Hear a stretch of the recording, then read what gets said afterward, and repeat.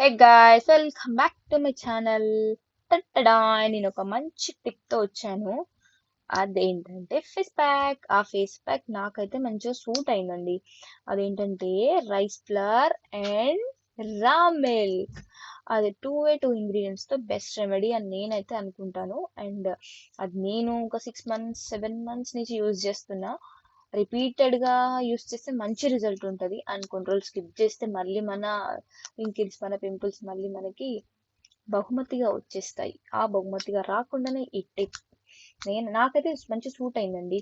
అది ఇక మీకు సూట్ అవుతుందా సూట్ అవ్వట్లేదా అని అది మీ ఫేస్ మీద డిపెండ్ అయి ఉంటది. నాకైతే ఈ ఈ టూ ఈ టూ ఇంగ్రీడియంట్స్ మంచి రెమెడీగా అనిపించింది. ఈ టూ ఏంటి అంటే rice flour and raw milk.